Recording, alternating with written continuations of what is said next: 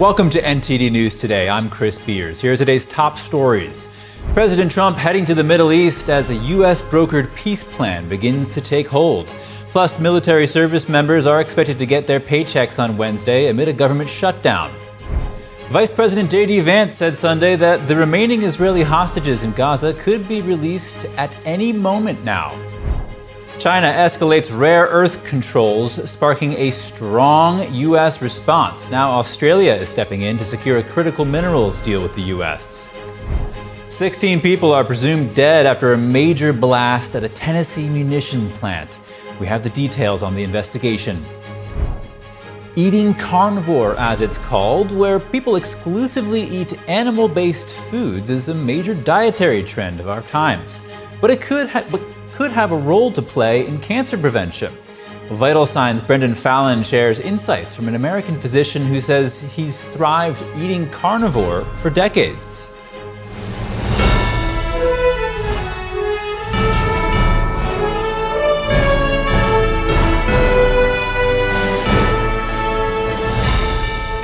This is NTD News Today, live from our global headquarters in New York City. President Trump heading to the Middle East today. That's as a U.S. brokered peace deal between Israel and Hamas takes shape. He plans to greet Israeli hostages after they're released Monday morning, address the Israeli government, and lead a peace summit in Egypt. He will be coming back Tuesday for a White House ceremony honoring the late Charlie Kirk, who was assassinated last month. Yeah, I'll be there because I'll be going to, I'll go to Cairo. I think that's where we're going, as opposed to the place of the signing. And we have a lot of leaders from all over the world coming too. They've been invited. And then I'm coming back, I believe it's Tuesday night, for Charlie Kirk, a friend of mine, a friend of all of ours, a friend of a lot of the people right here. And we're giving him the Presidential Medal of Freedom. And with the government shutdown now in its 11th day, President Trump announced on Truth Social that he is directing Secretary of War Pete Hegseth to, quote, use all available funds to get our troops paid on October 15th. Trump did not identify the source for funding. A Pentagon official said about $8 billion slated for research and development would be used to pay troops if the shutdown continues after Wednesday. Trump urged Democrats to open the government, saying he will not allow them to, quote, hold our military and the entire security of our nation hostage with their dangerous government shutdown, unquote. Democrats say that any deal to reopen the government must include several priorities, including an extension of Obamacare subsidies. In other news, Trump has appointed Deputy Chief of Staff Dan Scavino to head the White House Presidential Personnel Office. Scavino replaces Sergio Gore, the new U.S. ambassador to India. A new ceasefire appears to be taking hold, ending years of deadly conflict. Here's the latest on the Israel-Hamas peace deal. Vice President JD Vance said Sunday that the remaining Israeli hostages in Gaza could be released at any moment now, ahead of a Monday deadline. Meanwhile, Israeli Prime Minister Benjamin Netanyahu has said that Israel is ready for the immediate reception of all Gaza hostages. Under the ceasefire plan's terms, Hamas has until 12 p.m. local time on Monday to release all 20 living hostages. This will be in exchange for nearly 2,000 Palestinian prisoners held in Israeli jails. We are expecting all 20 of our living hostages to be released together at one time to the Red Cross. Israel is ready. If a living hostage requires any urgent medical attention, they will be brought to a medical facility immediately. We are also ready and prepared to receive the bodies of our 28 hostages who have the living hostages after the living hostages are released. These hostages were either murdered by terrorists on October 7th, murdered in captivity, or have been held in Gaza by terrorists since 2014. Thousands of Palestinians returned north through Gaza on Saturday as the U.S. brokered ceasefire between Israel and Hamas. Under the agreement, Israeli troops pulled back from major urban areas. Preparations were underway Sunday for aid entering the Gaza Strip. In Tel Aviv, crowds gathered to celebrate, cheering U.S. envoy Steve Witkoff, who helped negotiate the deal alongside Jared Kushner and Ivanka Trump. Many families awaited word on the return of the hostages. Trump's 20-point peace plan aims to secure stability in Gaza, though questions remain over Hamas's disarmament. U.S. President Donald Trump is expected to travel to Egypt and Israel next week, joining world leaders at a peace summit to finalize permanent peace terms and outline Gaza's future governance. Here to discuss President Trump's trip to Egypt and the historic hostage and prisoner swap about to take place is Middle East expert and former intelligence officer Michael Pregent and Executive Director of the Baltimore Zionist District, Karen Shalom-Levin. Karen, as an Israeli American, what is your reaction to the expected release of Israeli hostages from Gaza on Monday? Thank you for having me, first of all.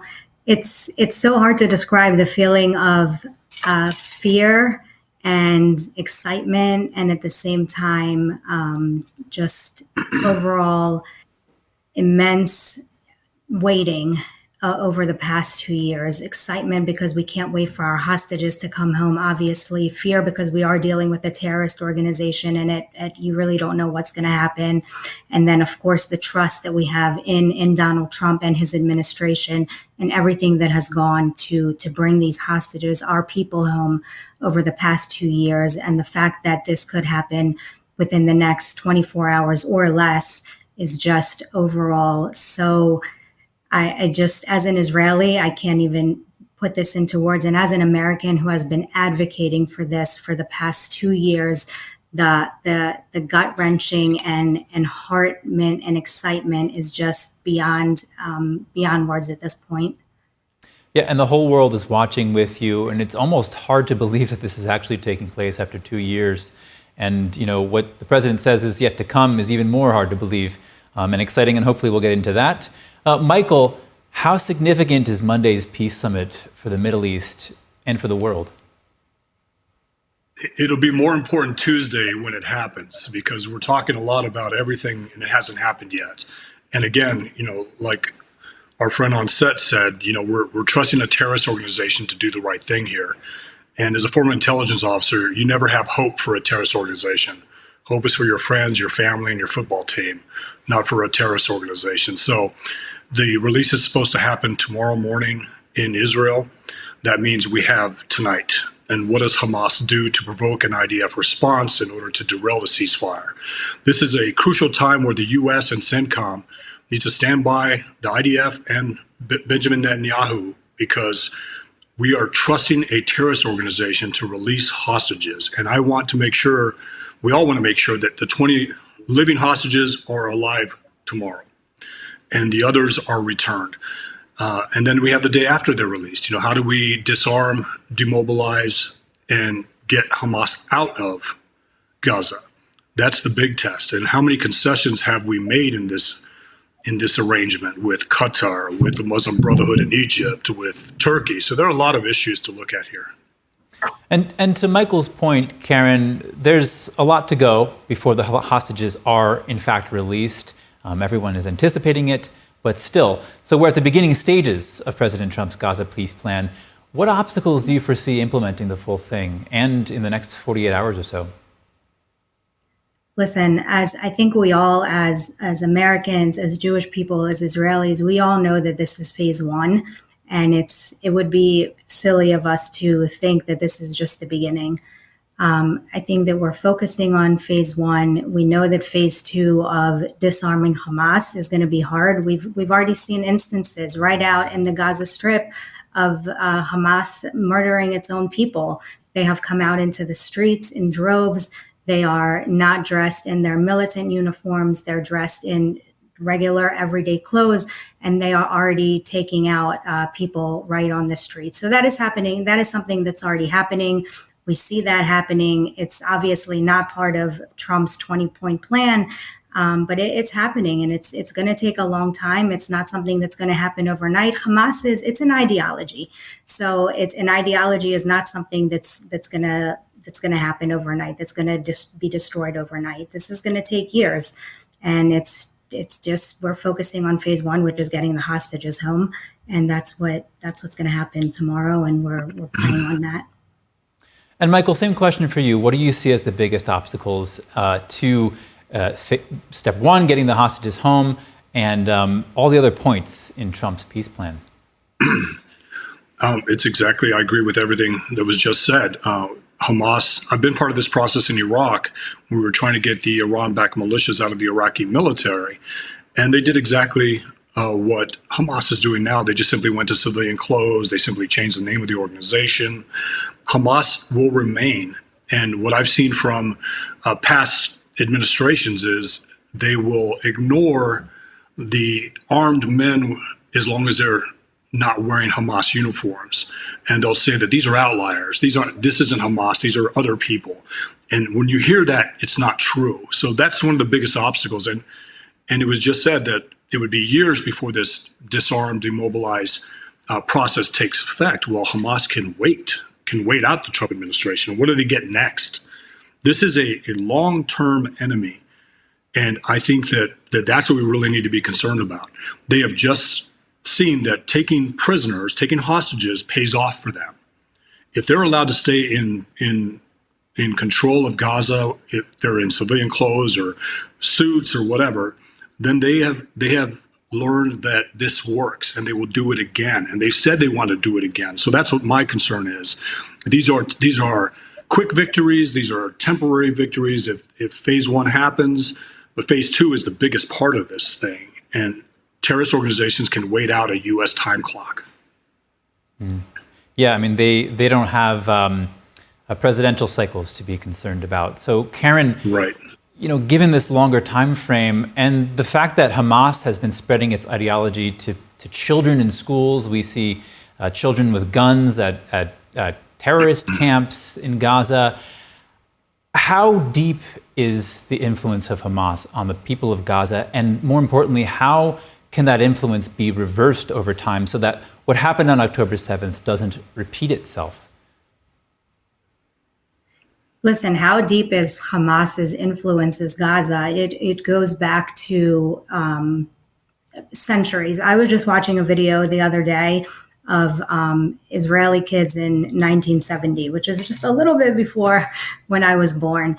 And the entire video was in black and white, and it was Israeli kids in 1970 welcoming the new year, Rosh Hashanah, which we just celebrated as Jewish people. And the entire video was kids saying, I wish for peace, and I wish for terrorists not to come into the country, and I wish for my father or my mother to come back from the IDF. And it was the same wishes in 1970 as children from Israel make today when we make our wishes for Rosh Hashanah, the new year. So how far back does the ideology go? It goes back very, very, very far. So how long will it take to dismantle it? I believe that it will take a very, very long time. How do we do it? We do it through education. How do we educate people in the Gaza Strip? I do not have the answer to that. I think that it will take a lot of power from other nations, not just the United States, definitely not Israel. I think it's going to be a combination of really the Arab states, other Arab states like the UAE, who is very, very much more progressive. The Arab states are going to need to step into this one, to be very honest with you. It's a very deep ideology. It has been in our country now for a very long time, whether it be on college campuses, now into K through 12 in the United States. And it's much deeper than people think, unfortunately. Michael, I want to get your response to that as well. How does Gaza become de-radicalized? Is it even possible? Well, we have to look at the main players in this negotiation. Turkey and Qatar are Muslim Brotherhood supporters. Turkey and Qatar are pro-Hamas. They've housed, given safety to Hamas leadership. They have no interest in changing the ideology. They have no interest in changing the education in Gaza. They see this as an opportunity to get Hamas to survive in some way, simply if it puts on civilian clothes or rebrands itself, and we're already seeing that. So I'm not optimistic, but I do think players like Bahrain, like Egypt is anti-Muslim Brotherhood, Bahrain is anti-Muslim Brotherhood, the Saudis are anti-Muslim Brotherhood. Those are the countries that need to be more active in Gaza. Qatar and Turkey should have no part in this. I would argue that we've been in this situation for 2 years because we continue to work through Qatar. And Qatar told Hamas, don't release the hostages. The hostages are your leverage. And this country, Qatar, has paid off Trump officials, Jared Kushner and Witkoff have both received a lot of Qatari money. And I bring that up because Qatar is the reason it took 2 years for this to happen, if it happens. Qatar and Turkey continue to finance Hamas. And if they're part of this at all, I don't see any change in Gaza. And just to wrap up, Karen, what would the full implementation of the Gaza peace plan mean, if it does indeed go into effect in full, for the Zionist movement? For Israel to really be a safe state for the Jewish people, and for Jewish people and Muslims and Christians and Bedouins and Druze to continue living in Israel in peace, without the bombs on buses, without the terrorist attacks on restaurants, without people calling for the death of Jews, for the Intifada. That's what peace really means. And until we really see that, then I don't believe that Israel or the Jewish people will have peace. And that's what peace really means to me here. It means in the United States, in Israel, and truly across the globe. All right, Middle East expert Michael Pregent and Executive Director of the Baltimore Zionist District, Karen Shalom Levin, thank you both so much for joining us. Thank you so much. When we come back, China escalates rare earth controls, sparking strong U.S. response. Now Australia is stepping in to secure a critical minerals deal with the U.S. Stay tuned for more after the break.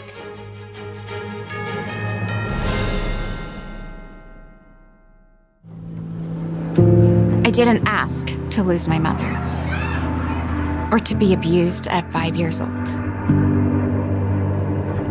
I didn't ask to be kicked out of my house with nowhere to go. I just can't. I'm so sorry. I didn't ask for any of this. But I did ask for help, and Covenant House was there.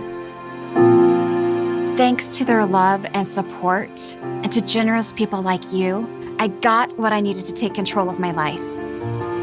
For the young people who didn't ask to be put in unthinkable situations, Covenant House is there providing safety, hope, and a brighter future. Call or go online now. For a gift of only $19 a month, just 63 cents a day, you can provide hot meals, safe shelter, medical care, and love to more than 2,000 young people who sleep at a Covenant House every night. 1 in 10 young adults will experience homelessness this year. Your gift can help reach them when they need it most.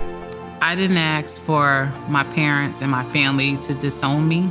I didn't ask to end up in a homeless shelter. The beauty of it all is that I found Covenant House. The need is overwhelming, but your monthly support will make sure no young person is ever turned away. Call or go online right now to safeplacetosleep.org with your gift of just $19 a month.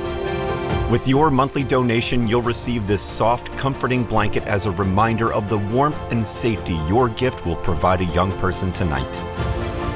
Covenant House really helped me and really helped mold me into the woman I am today. If there's no Covenant House, where would I be today? Your monthly gift is urgently needed to reach young people in communities like yours who didn't ask to be put in unthinkable situations. Show them they're loved and not alone. Call the number on your screen or go online to safeplacetosleep.org. Kids love it. Parents trust it. Obviously. Explore GJW Plus Kids Series and Ganjion Campus courses led by expert educators. This is spectacular. Children will learn values like respect, responsibility, and knowledge in language, science, and more. Wow. All while having fun. Perfect.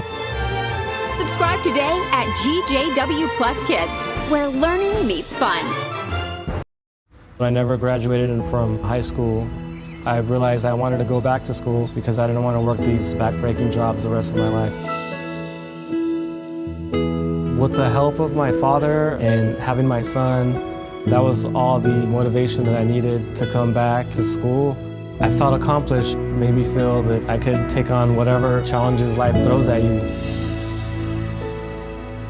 Find free adult education classes near you at finishyourdiploma.org.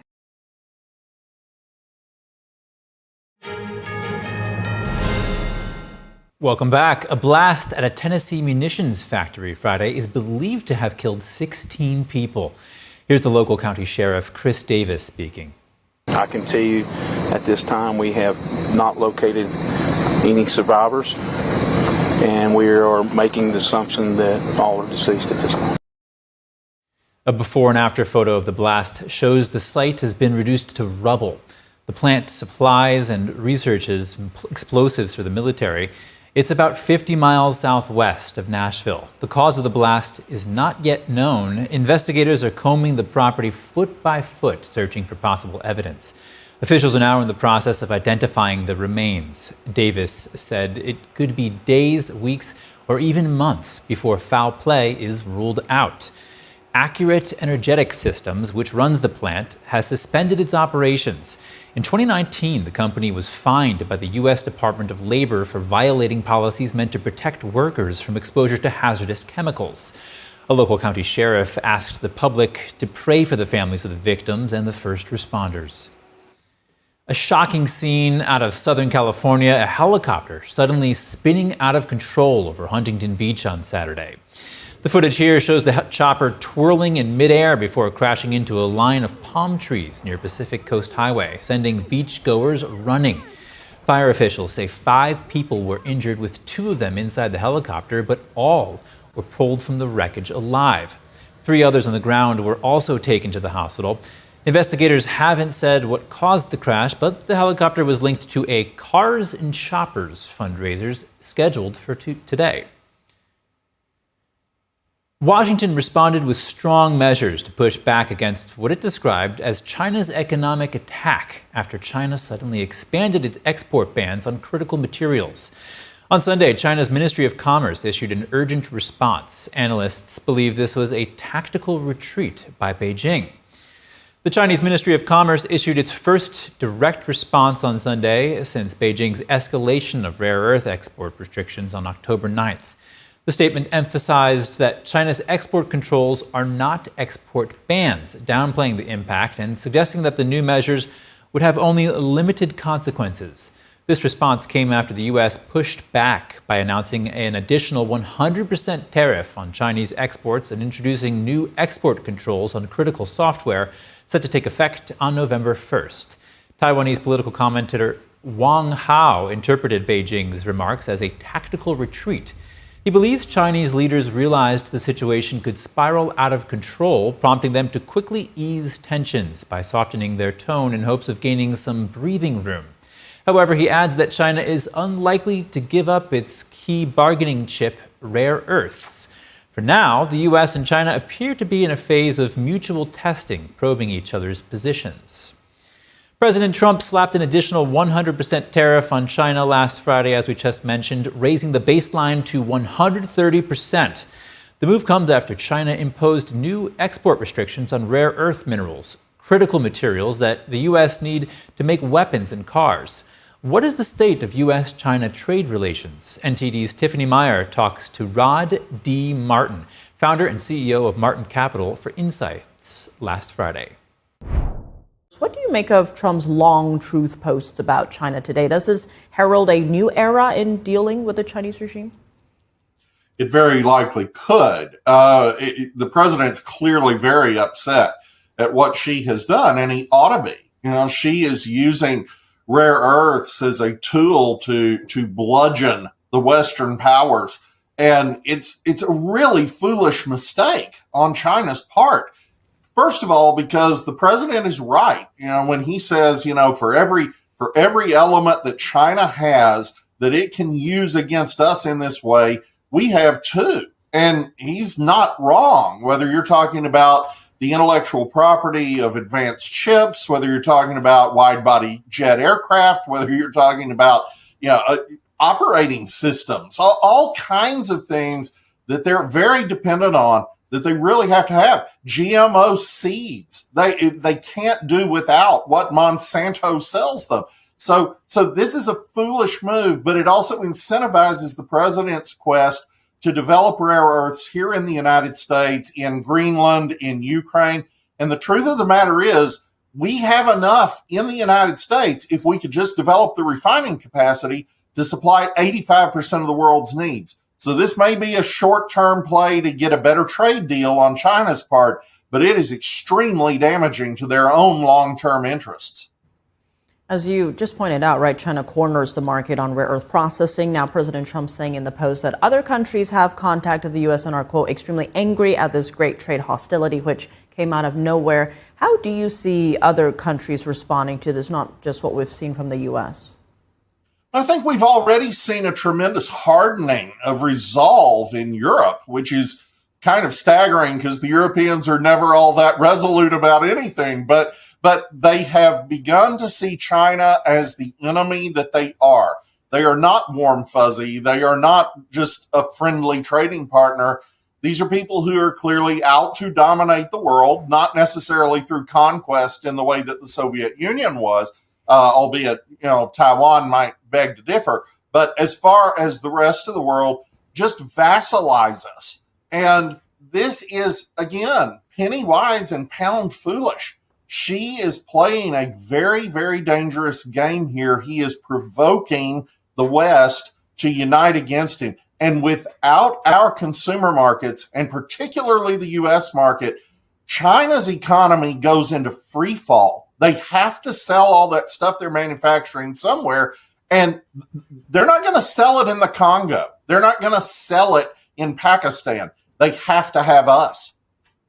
Expanding on that, because in terms of the U.S. responses so far, President Trump saying in a second truth post just over an hour ago, quote, the United States of America will impose a tariff of 100% on China over and above any tariff that they are currently paying.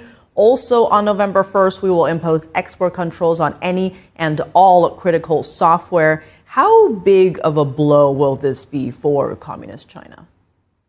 A very, very big one. And he's only going to ratchet up from here if they don't come back to the table. Now, the truth of the matter is he put it on November 1, and today is October 10. He has yet again given them plenty of time to rethink what they've just done.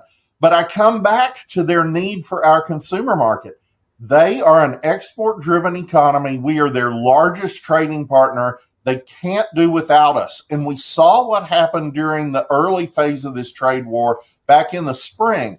Their economy started shutting down. And Trump has the means to do that. He's completely blindsided here. That's obvious from what he had to say. He really thought that we were on track to get to a really high-quality trade deal. I did another show a few days ago where we were talking about Xi's interest in investing $1 trillion into U.S. manufacturing. All of a sudden, that's gone poof. Nobody's really clear why yet. And it makes you wonder if there is turmoil within the Chinese leadership, which, as you know, we've been talking about now for months. There's clearly been some turmoil there, and perhaps that's affecting this in some way, perhaps not.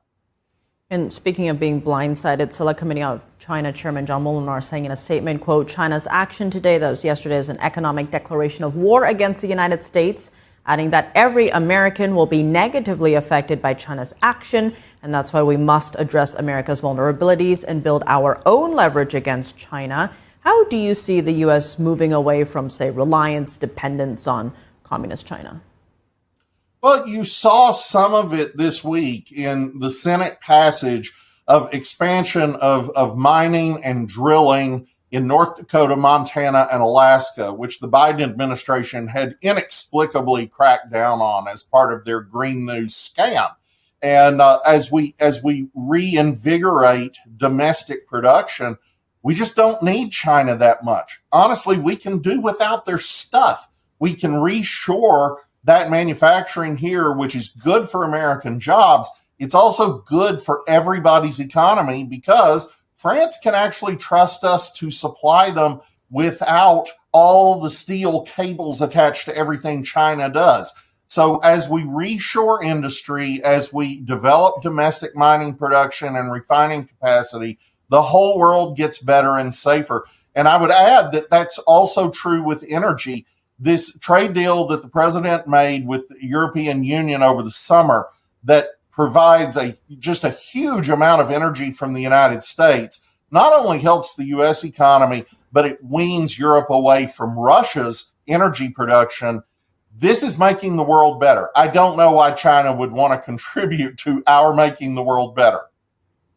On that note, President Trump previously said back in September, quote, "We will make America into the manufacturing superpower of the world and will end our reliance on China once and for all. Whether it's decoupling or putting in massive tariffs, we're going to end our reliance on China because we can't rely on China." How do today's truth posts fit in with that? Well, he's exactly right there, and we saw it today. I mean, what she just did shows you can't rely on China. They promised they wouldn't do this. We were on track with negotiations that were getting toward a deal, and all of a sudden they pull the rug out from under everybody, and they start threatening everybody. Well, okay, that's not a reliable trading partner, and we have to build the capacity to do without them. If we do without them, where do they go?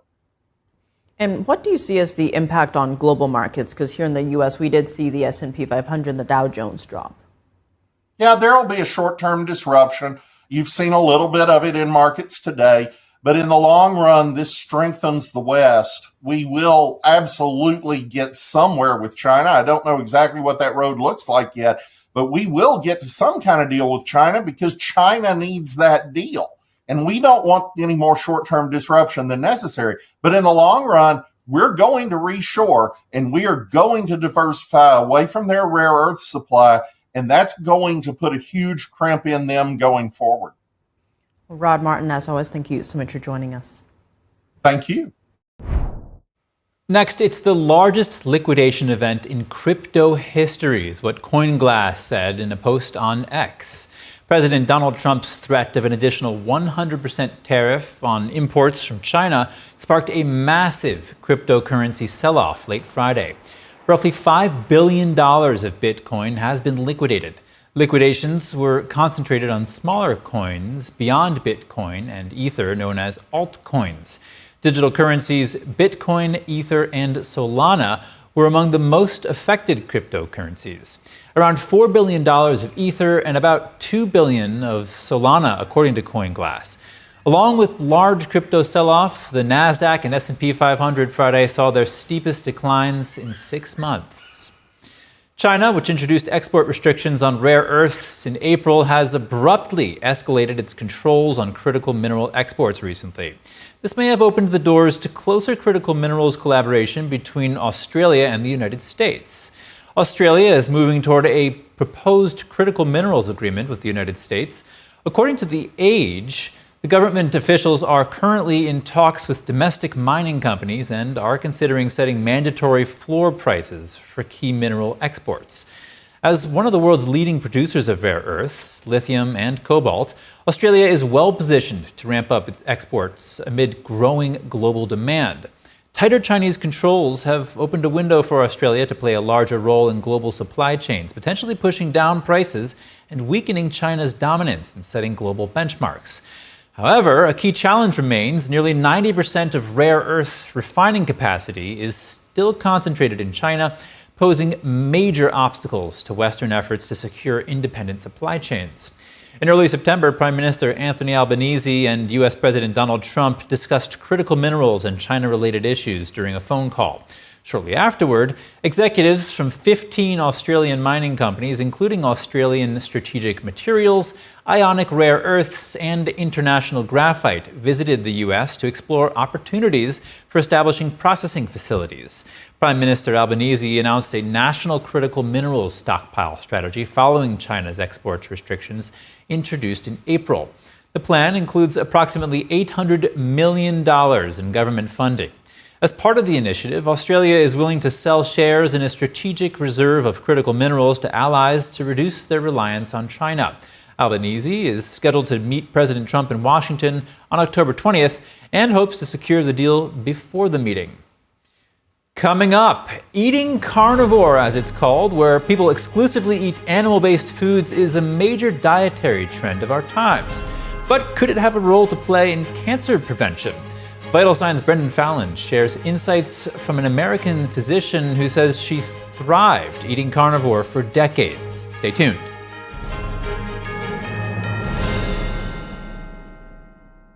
Discover the ancient secret to vitality and longevity with Puretane, black ginseng, crafted from premium 6-year-old Korean ginseng. Each root is carefully nurtured for over 2,260 days, undergoing a traditional 9-round handcrafted process of steaming and drying to unlock full potency and absorption. Experience pure natural energy with Puretang Black Ginseng. Order now at puretang.com.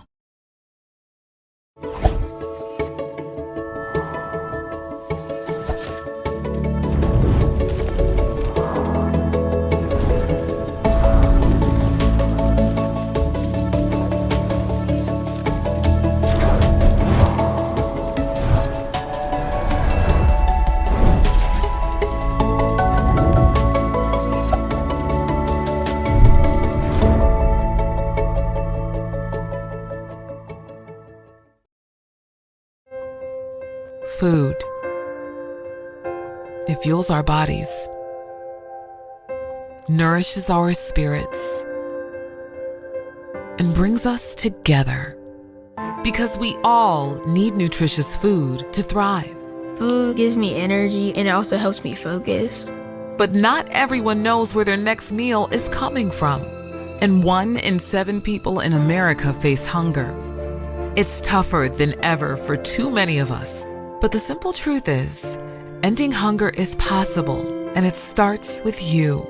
Call or go online to helpfeedingamerica.org and give $19 a month, just 63 cents a day, to help families in your community facing hunger. Feeding America works from coast to coast with partner food banks, food pantries, and meal programs. Your monthly gift delivers food where it's needed most, puts fresh food on the table, and helps kids have healthy meals all year round, even when school is out. You can see the difference with the kids when they're full. Food is everything. Please call the number on your screen or go online to helpfeedingamerica.org. Give $19 a month. Your first gift can double in impact. And we'll send you this free canvas grocery bag as a reminder of how you're helping to end hunger for good. When it comes down to it, it's about taking care of your family first and the loved ones that you need to provide for. Food donations help me tremendously, and I'm very grateful for the food bank. I have hope. The simple truth is, ending hunger in America is possible. You can help make it happen. The need is urgent. Call or go online now to helpfeedingamerica.org, and your gift can double in impact.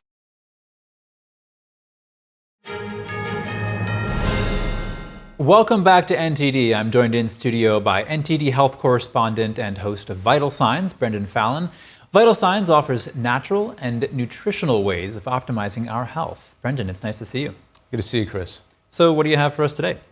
Today, well, we know that the incidence of cancer is rising with certain cancers like colorectal cancer, breast cancer, pancreatic cancer, particularly for people under 50.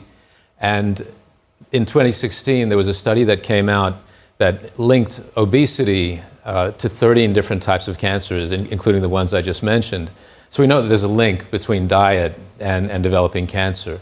And I spoke to a doctor who's an American physician. He's currently based in Australia, and he's seen personal benefits from a carnivore diet. This is just eating animal products like meat and eggs. And he's talking a lot about how this can be a cancer preventative. And here he's first giving an example in this first soundbite we'll play of how what we eat factors into our health and can lead to chronic disease. And the evidence is right in front of us because we create certain effects in animals by feeding them a certain way. All right, let's watch that.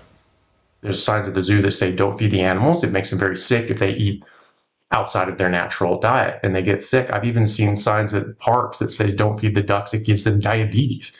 And that's pretty straightforward. We get fatty liver disease. We don't understand how we get it.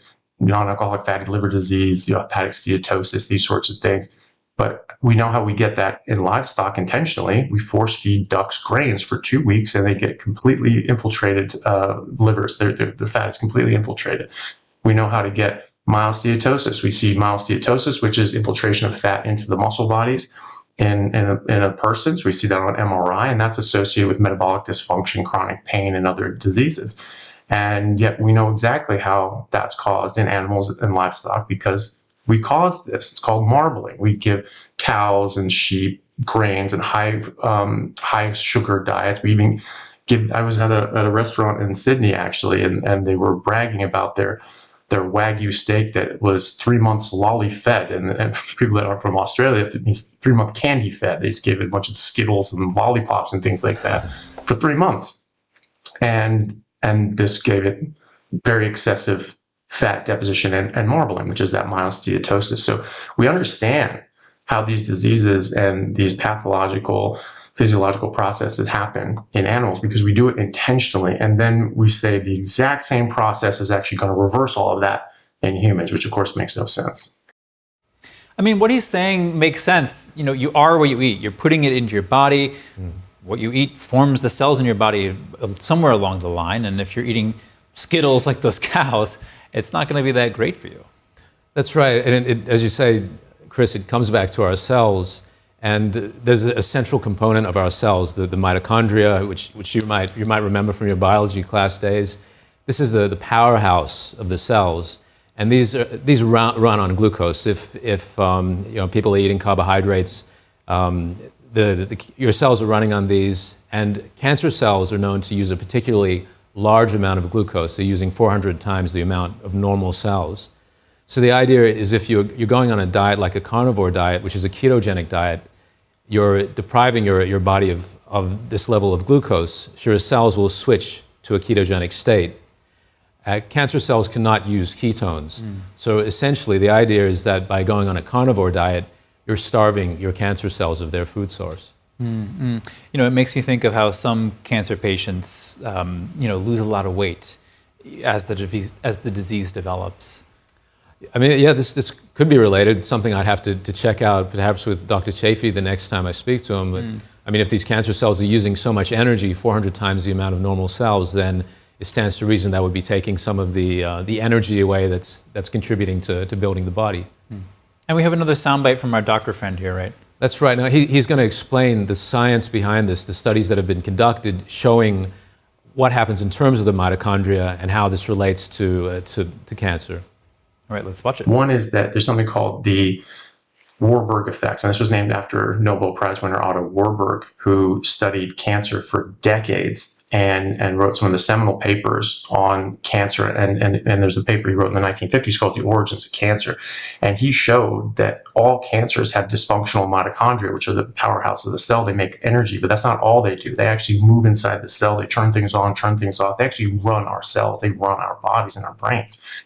And they dictate whether a cell can divide or not. So if the cell's not ready to divide or there's something wrong, the mitochondria stop it and say, no, you're not ready yet. You need to fix the problems before you're able to divide. If they can't fix the problems, they kill it. So the mitochondria will actually kill your cells, apoptosis, or programmed cell death. So that's action by the mitochondria. And so the hallmarks of cancer are unregulated cell growth, inability to die. And that comes from dysfunction of the mitochondria. So mitochondria are not able to do that because the signal goes to them when they see that the signal that the cell is bad, it shouldn't divide. The mitochondria have to physically stop it. But if they're damaged and dysfunctional, they can't stop it. So you get unregulated cell growth. So he showed that back in the 1950s and before. And now we've proven that on electron microscope. We see that these mitochondria are destroyed and gutted. The internal membranes, the cristae, are gone. It's called crystallyolysis. And so one thing that happens because of this is that the mitochondria cannot make energy normally, ATP. That's the energy of the cell. And so they have to switch to a more primitive form of energy production called substrate level fermentation. So they ferment these things in the cytoplasm instead of in the mitochondria. And because of that, that's a very inefficient way of producing energy. They have to use a lot more of it. So they're very dependent. It's very energy dependent. Now, also, they have a high metabolic rate. And those combined make it so that cancer cells require 400 times the amount of glucose as normal cells. And that goes back to what you were saying earlier. That's right. And many of these doctors, they're seeing kind of anecdotal results, with their patients. They're guiding patients, these doctors who believe in dieting in this way, like Dr. Chafee, and they're seeing results in cancer patients, sometimes having their disease regress. So that's all we have for now, Brennan. Thank you so much. Thank you. To see that full Vital Signs interview with Dr. Chafee, just go to your web browser and enter ept.ms/cancer-diet. Coming up, many young Americans now rely on social media for financial advice, but some of that information can be false or misleading. For ways to navigate online financial advice, we hear tips from an expert after the break.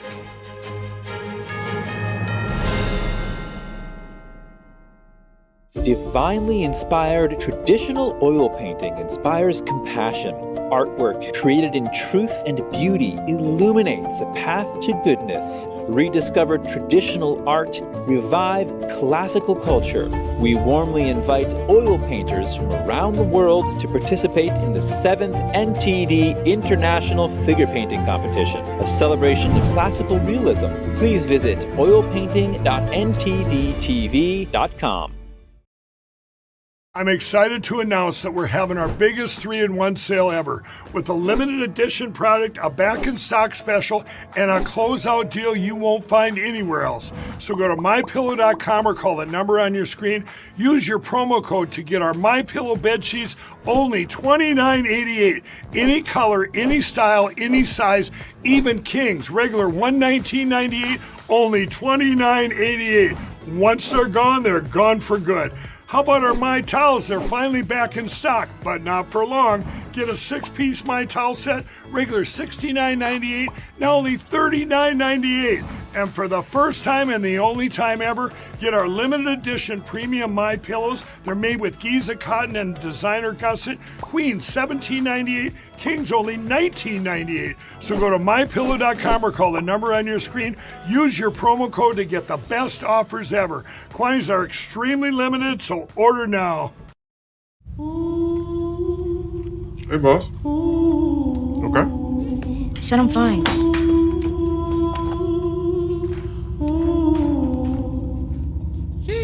Me the babe, see you in the morning with the frosted Superman, but it wasn't on it, and we lost it. You can talk to me.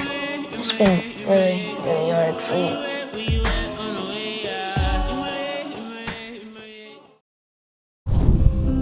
When I arrived in the U.S. at 19, I struggled to find job opportunities without a high school diploma. My name is Ariel, and my entire life changed when I took a chance and I got my high school diploma at age 22. Everything I have, my education, my career, my marriage, I owe to the Adult Literacy Center and my teachers. They were with me every step of the way, helping with my English and math, making sure I pushed through all the challenges. Oh my goodness. So Ariel, we made this yearbook for you. It has notes from all the people that are here.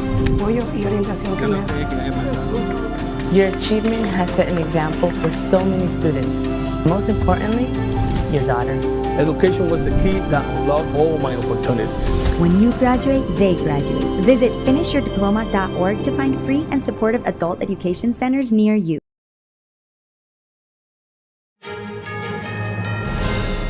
Welcome back. Financial advice is all over social media these days, but not all of it is worth your money or your trust.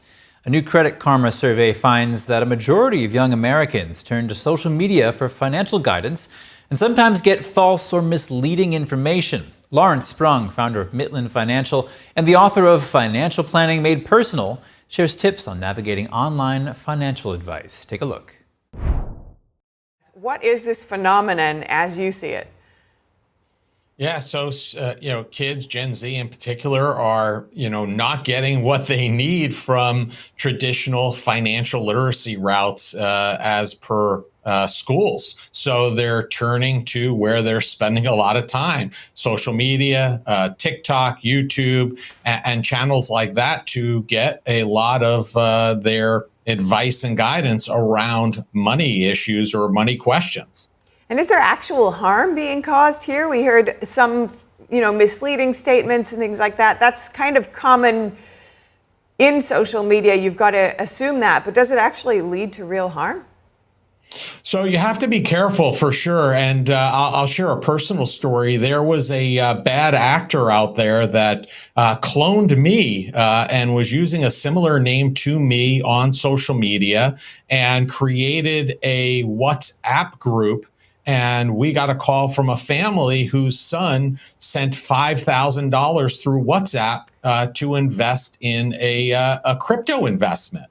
And, I think, who does that these days? But evidently people are thinking about those things. So you have to make sure that the information you're getting is credible. It's from the person who's actually giving it.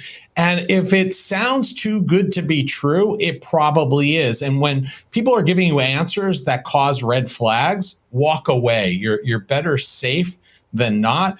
For example, when they were interacting with this person that was soliciting them, they said they weren't on our firm's website because they only worked with high net worth individuals and there were privacy issues around that. In the instance like that, call the firm, vet it out. Don't just send money blindly in hopes of getting a return on that investment. Some great strategic advice there for really safeguarding. And I am so sorry to hear that even happened, but it does sound like me as well. It must be part of a larger trend. This can't just be a one-off. And we've heard similar stories, but that's one person, $5,000. I assume the impact actually could be much bigger. What kind of scale do you think this could really have reached?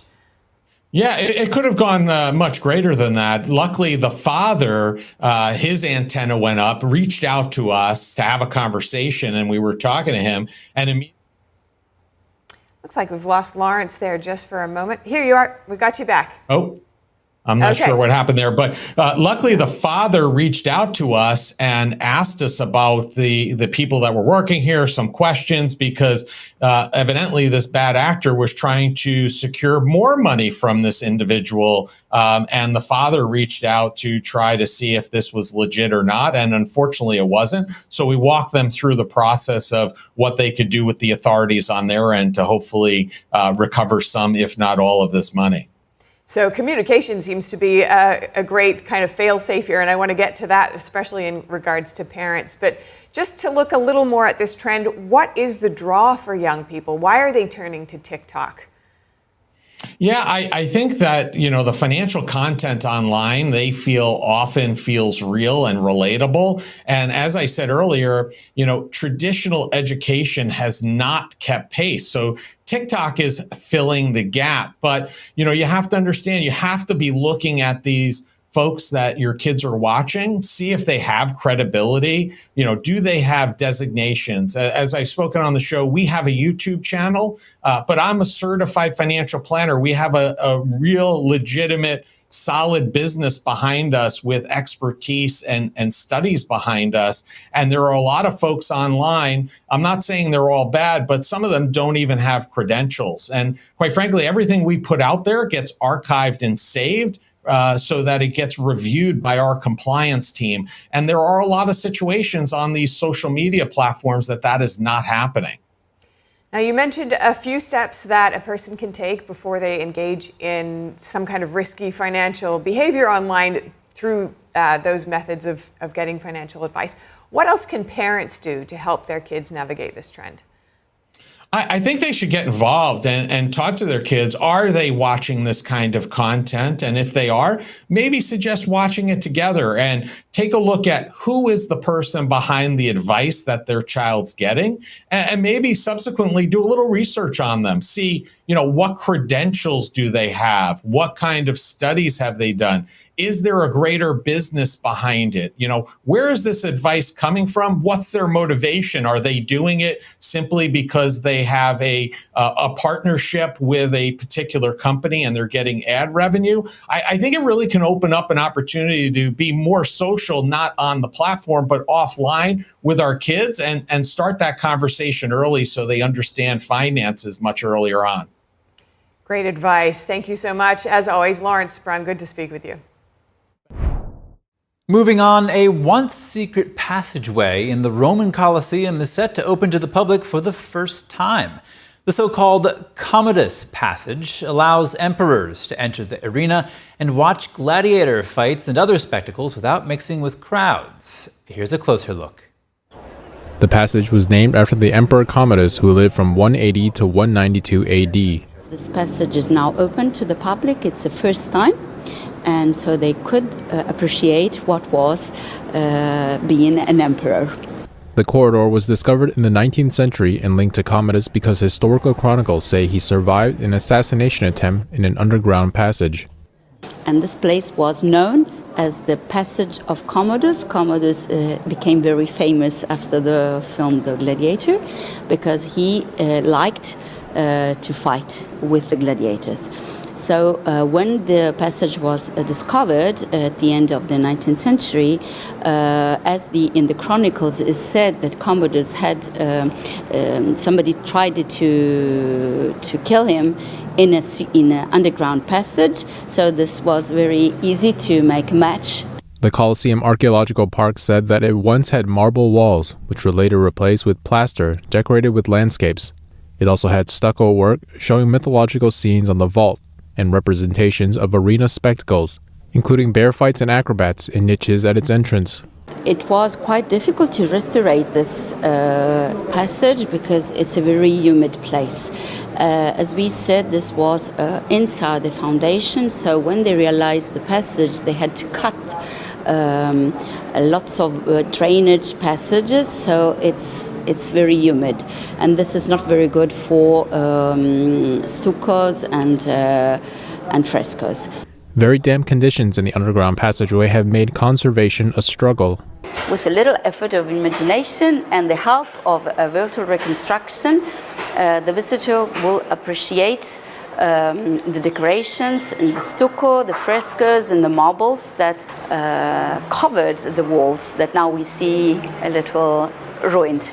The corridor is shaped as an S, and archaeologists say the tunnel continues outside the arena, but it is still unknown where it leads. The passage will open to the public on October 27th. Coming up, mysterious white powder mailed to the Epoch Times newspaper. Is this the latest threat against the media outlet by Chinese state actors? Our guest weighs in after the break.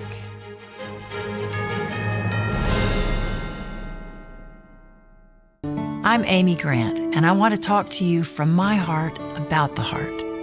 I would have been the last person on the list to say this woman has a problem with her heart. So no, there was nothing about my life that said, you have a ticking time bomb in your chest. But I did. I wound up in the office of a cardiologist because I was there with my husband. And at the tail end of that, the cardiologist looked at me and said, I want to see you. No one was more surprised than I was to learn I was living with a rare heart condition. He said, Amy, this condition, you'll be fine, and then catastrophic. A few months later, I had open heart surgery that saved my life. And I owe it to the research and life-saving medical breakthroughs developed by the American Heart Association. That's why I'm asking you to join me and become a monthly donor to the American Heart Association. Please call now or go to helpheart.org. For only $19 a month, just 63 cents a day, you can help fund the next medical breakthrough, get the next person trained in CPR, and get the next hospital certified in high-quality cardiovascular care. If this could happen to me, it could happen to anybody. Heart disease is America's #1 killer, but your support can save your life or the life of someone you love. Give $19 a month with your credit card and we'll send you this special t-shirt you can wear to show you're part of a community of monthly donors working to help save more lives like mine. I'm grateful for the American Heart Association. Their research gave me more time to do the things I love with the people I love. So listen to your heart. I'm here today because I did. Please call the number on your screen or go to helpheart.org now to become a monthly donor and help save even more lives. Thank you. A performance that truly matters. For each and every one of us. This is what you've been waiting for.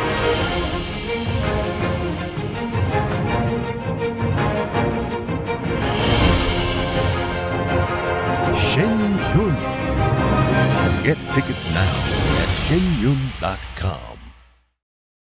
£6 prescription glasses from Select Specs are always great value. There are no offer codes or first-time customers only. Anyone can buy them, anytime. And you can upgrade to Select Specs Express for next-day delivery. And with deferred payments, you can spread the cost.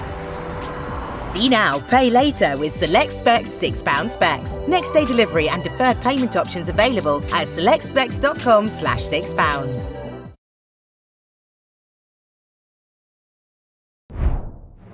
Welcome to NTD News Today. I'm Chris Beers. Here are today's top stories. President Trump heading to the Middle East as a U.S.-brokered peace plan begins to take hold.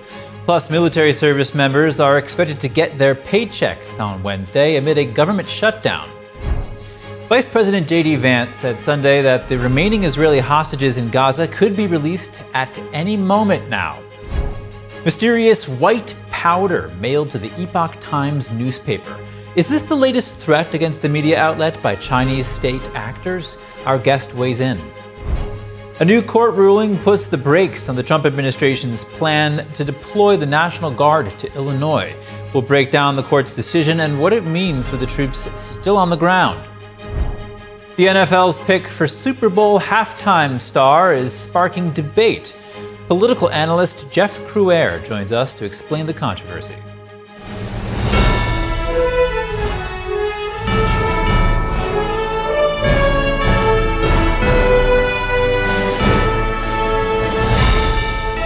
This is NTD News Today, live from our global headquarters in New York City.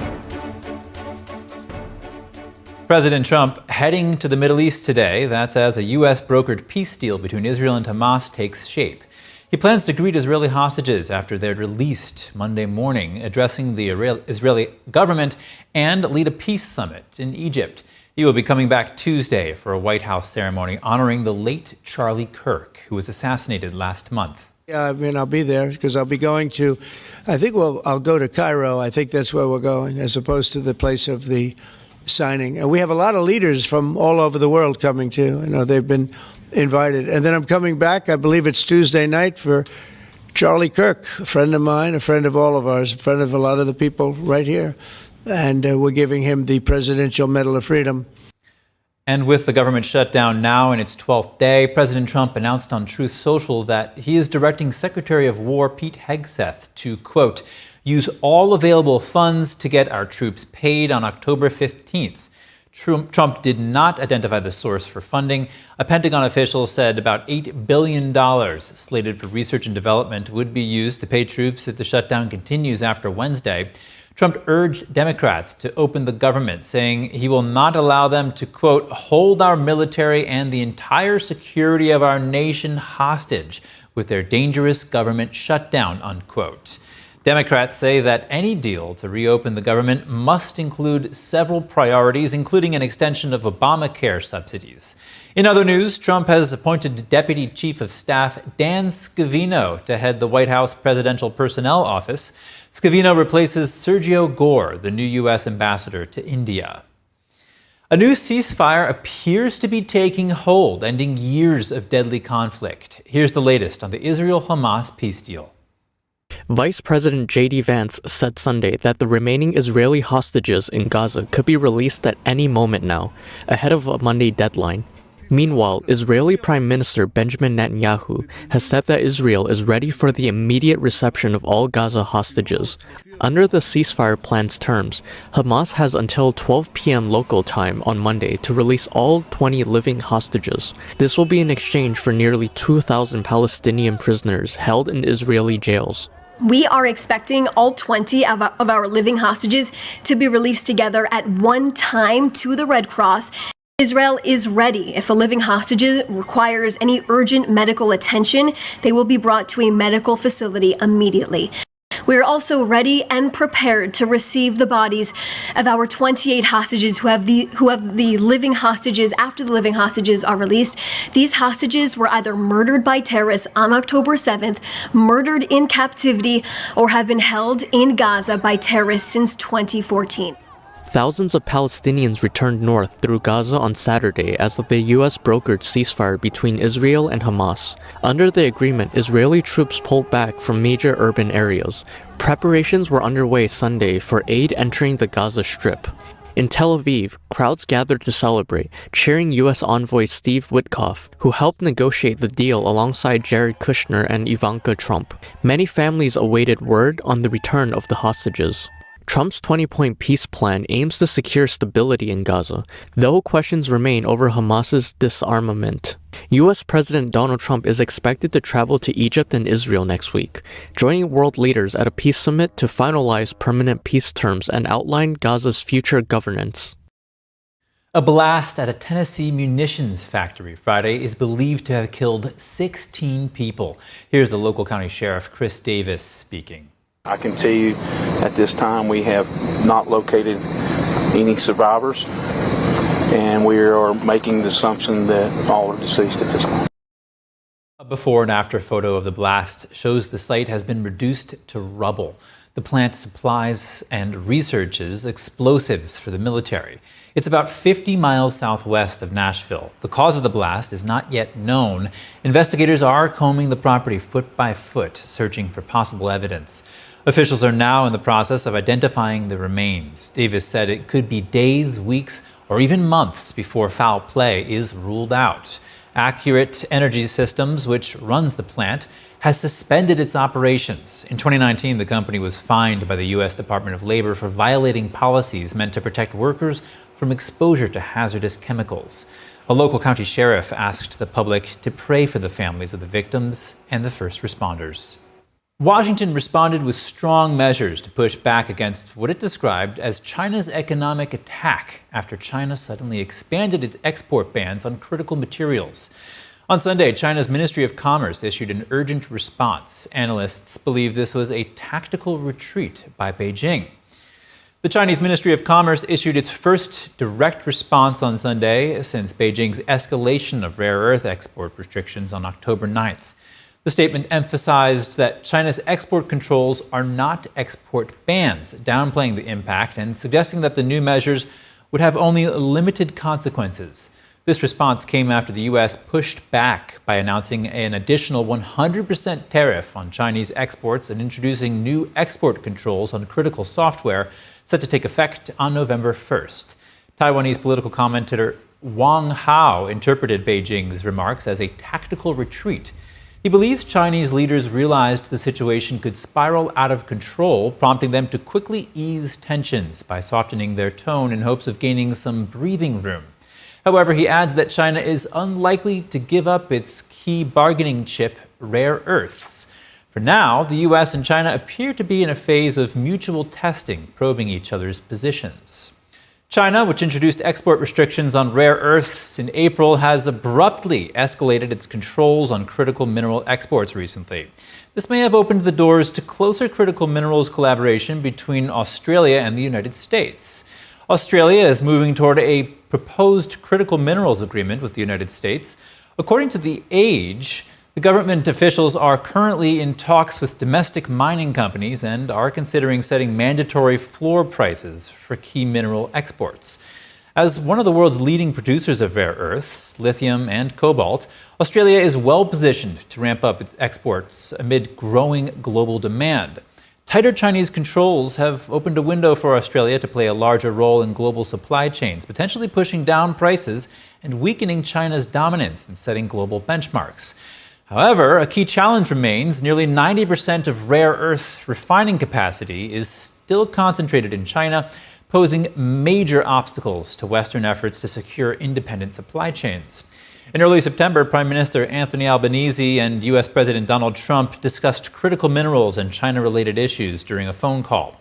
Shortly afterward, executives from 15 Australian mining companies, including Australian Strategic Materials, Ionic Rare Earths, and International Graphite, visited the U.S. to explore opportunities for establishing processing facilities. Prime Minister Albanese announced a national critical minerals stockpile strategy following China's export restrictions introduced in April. The plan includes approximately $800 million in government funding. As part of the initiative, Australia is willing to sell shares in a strategic reserve of critical minerals to allies to reduce their reliance on China. Albanese is scheduled to meet President Trump in Washington on October 20th and hopes to secure the deal before the meeting. Mysterious white powder mailed to the Epoch Times newspaper. The package had Chinese postal markings on it. At the same time, Chinese threat actors have been stepping up their intimidation campaign against the newspaper, known for covering atrocities committed by the Chinese regime. Casey Fleming, National Security Advisor and CEO of Black Ops Partners, joins us now for analysis. Casey, it's good to have you back. Is the white powder package another threat against the Epoch Times by Chinese state actors? 100%. It's part of what they do. They see the Epoch Times, the Falun Gong, as threats to their own rule and their own credibility. You can't have in their mind, you can't have an organization that represents Chinese heritage and Chinese history be anti-CCP or reject the CCP. That means that it weakens their entire platform. So it's a thorn in the CCP side to have Epoch Times and Falun Gong doing so well. And how big of a threat is the Epoch Times to the CCP? It's just a thorn in their side. The threat is it weakens their narrative and in some cases destroys their narrative. That Epoch Times and Falun Gong are under a free nation, under capitalism, under liberty, and all those things are not congruent with Chinese communism. And Casey, the Epoch Times recently received an email with a screenshot of a White House contact form filled out with the Epoch Times' contact info. We also know social media accounts have been set up impersonating Epoch Times leadership. What's the impact of this kind of impersonation approach? It's just an ongoing needling, ongoing to try to destroy the credibility of the Epoch Times, which will take quite a bit to do. But they do the same thing with the intimidation of Shen Yun, with all the different things, the bomb threats, the white powders, the threats to family, murder, all those type of things. So it's just an intimidation campaign that will continue. It will get, in my opinion, it will get much worse before it gets better. All of us that are out here identifying the CCP and their true strategy to destroy the West they're trying to discredit all of them, intimidate them, and all of us to change our tune and to change our tactics and become one with the CCP, which I know will never happen. Explain more about their strategy to destroy the West, as you called it. How does the attack on the Epoch Times fit into that? Well, it's the overall strategy of the CCP is called unrestricted warfare.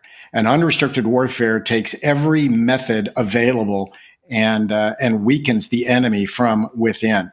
And that's been going on for decades inside the U.S. and in the rest of the free world, but more intensely inside the U.S. So it's meant to weaken every bit of the economy, of the human fiber, the human will to fight, the human will to reproduce. It's meant to absolutely weaken every segment from every angle of your enemy. So in fact, they still follow Sun Tzu, that they say, hey, Sun Tzu says, win the war without firing a shot. And that's what they're trying to do with all these different things. You've heard of fentanyl. Well, that's drug warfare or drug war. You've heard of TikTok. That's cognitive war. There's all these different methods. There's actually over 150 of those methods that are used to weaken the U.S. And in fact, Xi Jinping came out about 3 years ago and said, we will weaponize everything we possibly can against the West. So, even when you're looking at technology is excellent. It's meant to make the world a better place and simplify the world, make it more productive.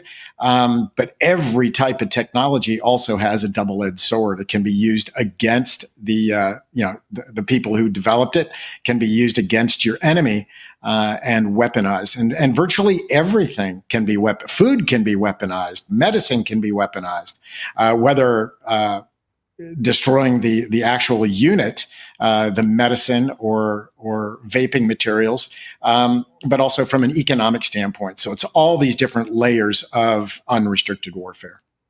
And Casey, what you're saying is, of course, very concerning to American citizens. We've seen this federal government under Trump crack down on drug cartels, especially in off the coast of Venezuela, as now Antifa as well. Could we see a similar strong approach to the transnational repression of Falun Gong practitioners and organizations they start, like the Epoch Times? Yes, you saw that about a year and a half ago. Congress issued a law supporting the Falun Gong and Epoch Times and so on. But you're seeing just this ongoing threat and drumbeat against capitalism and against the West to weaken the West and fully take over the West, including the United States, of course. So it's very concerning. They've been doing it for years. Our government experts, our government leaders have been duped. And I think in the last week, when we saw that they're withholding all rare earths, and that is it's a flowing and a developing story. But the point is, they showed you their true cards. The CCP said, hey, we've got the rare earths. We're not going to share them. We're going to shut them down to the United States and the rest of the free world. And, they made that move, and people need to understand that. So it's very serious. And what I tell people is, you're in World War III today. And this is what World War III looks like, with all these different methods of unrestricted warfare. And all these partnerships against the United States. You mentioned going after drug cartels, terrorists, and so on. The Chinese Communist Party are the grand puppet masters over Russia, Iran, Pakistan, North Korea. And under Iran controls the terrorist organizations. And the CCP also has strategic partnerships, or a strategic partnership with the drug cartels. So all that is meant to weaken the United States. So we've got the most formidable enemy the world has ever seen. And we built that monster. We built them with the World Trade Organization and trading back and forth to the second largest world economy. So and we are not congruent. That economy is Chinese communism, and it is oil and water, and not congruent with freedom and capitalism. And it does seem as though the world is slowly waking up to the threat posed by the Chinese Communist Party, with the United States leading the way, taking steps to, it seems, decouple from the U.S. trade system from China in certain respects. National security analyst Casey Fleming, thank you so much. Thank you for having me. Coming up, a new court ruling puts the brakes on the Trump administration's plan to deploy the National Guard in Illinois.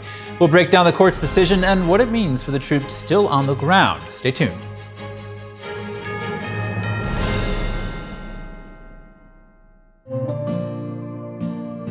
Imagine a coffee that cares for your health. Expertly fermented with a 50 enzyme complex to enhance flavor and remove bitterness. Small batch roasted to a decadent medium dark, resulting in a brew that is gentle on digestion, low acid, and up to 90% less caffeine than regular coffee.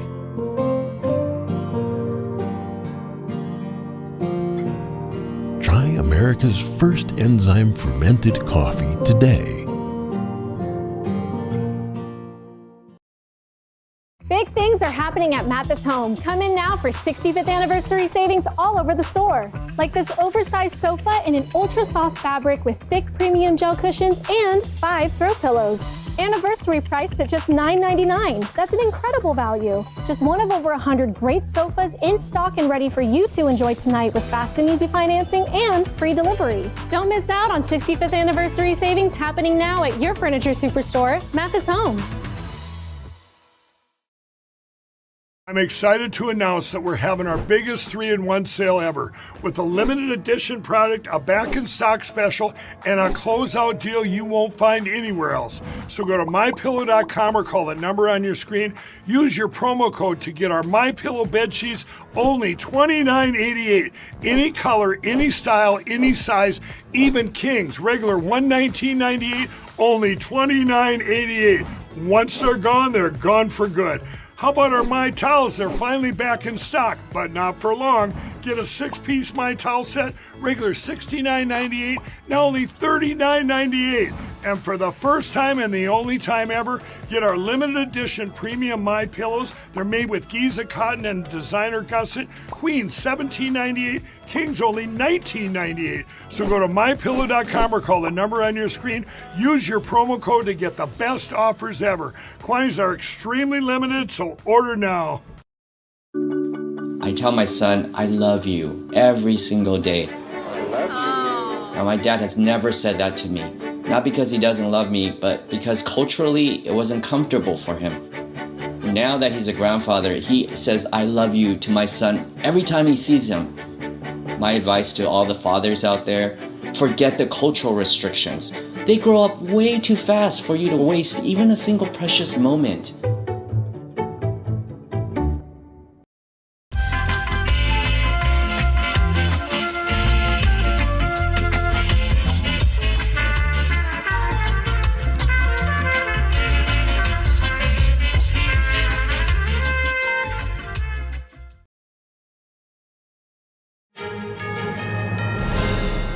Welcome back. A federal appeals court is stepping in, saying the Trump administration cannot deploy the National Guard to Illinois.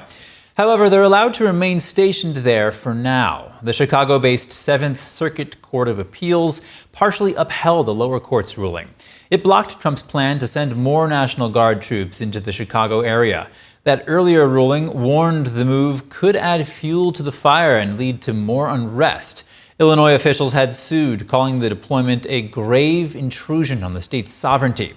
However, it's allowing Guard members already activated to remain under federal control until further notice. There are currently about 300 Illinois National Guard members and 200 from Texas stationed in Chicago.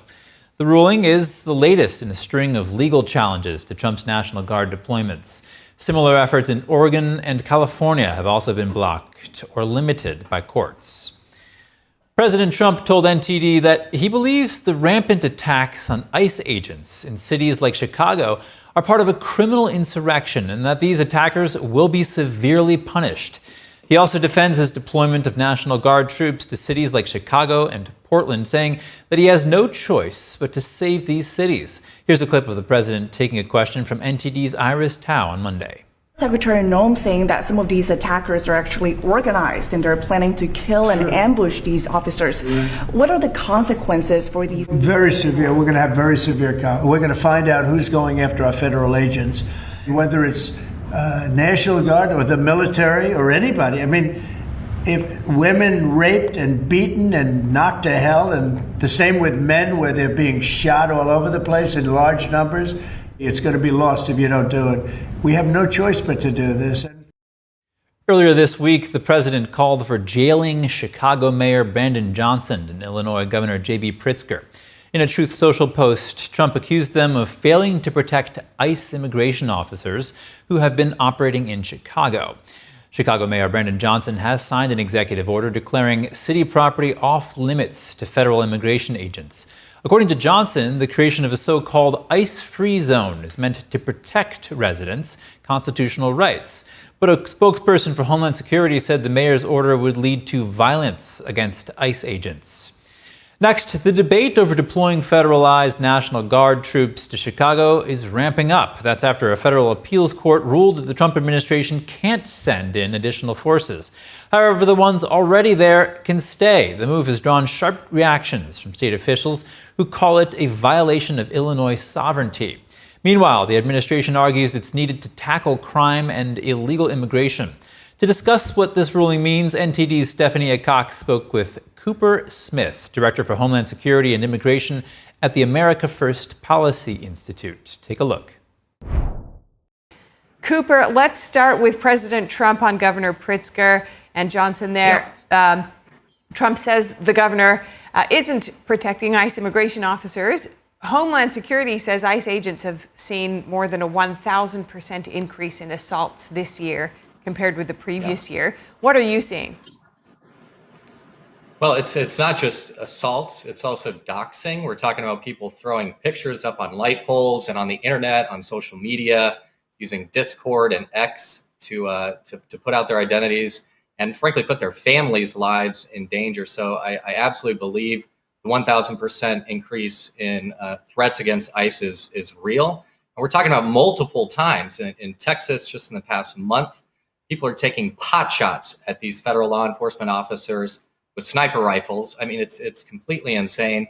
So the president is right. And look, it is against the law, against Title 8, Section 1324 of the Immigration Nationality Act to harbor, conceal an illegal alien.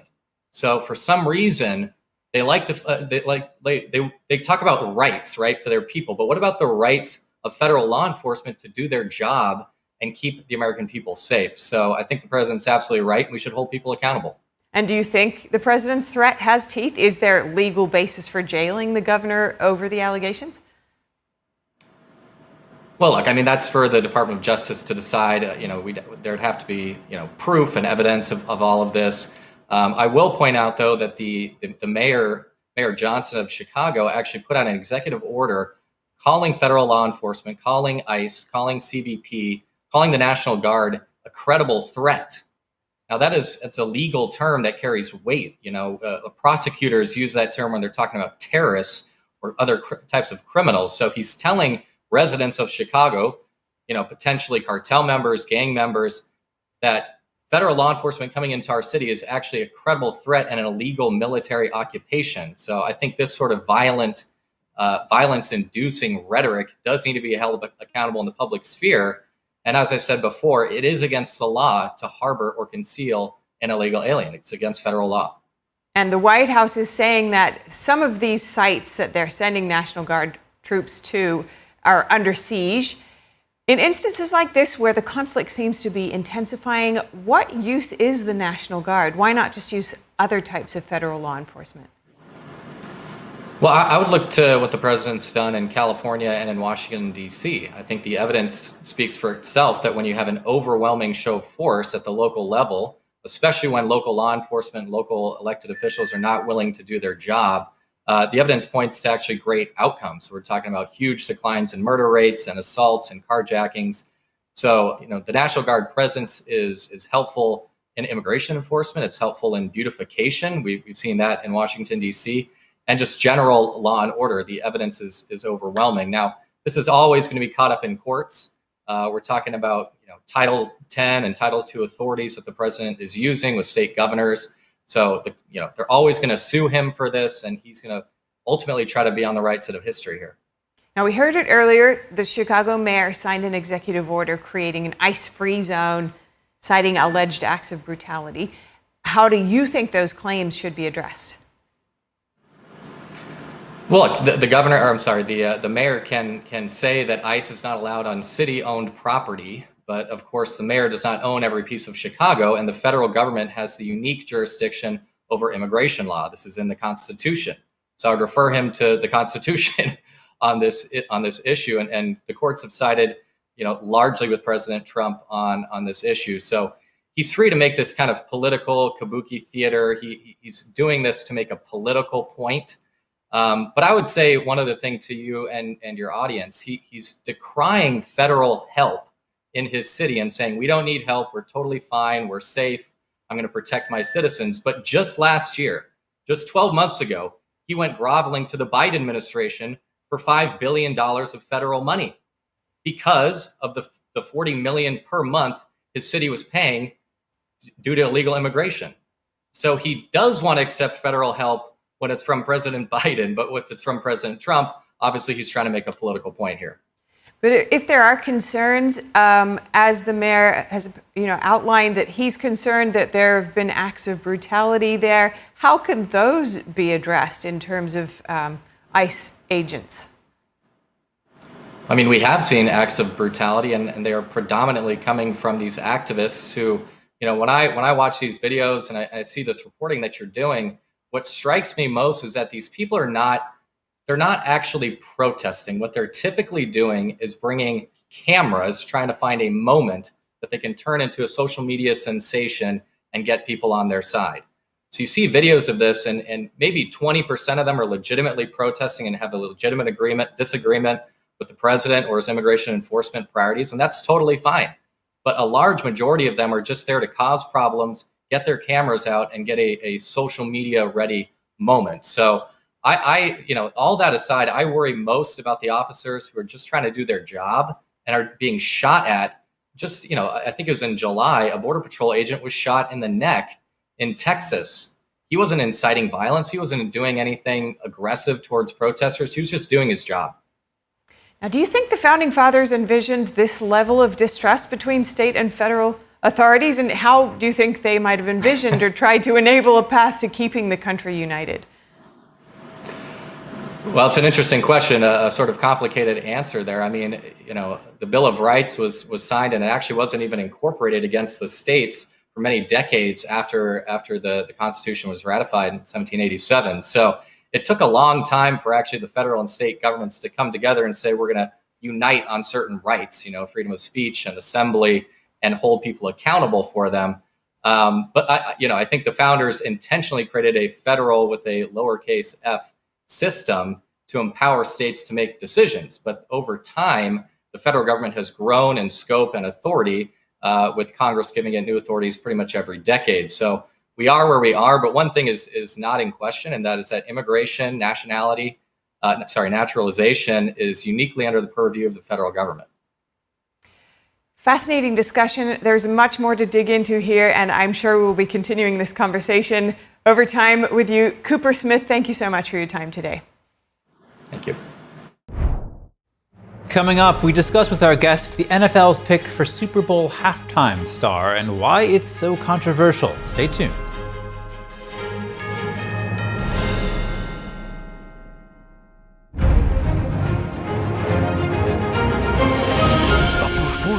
That truly matters for each and every one of us.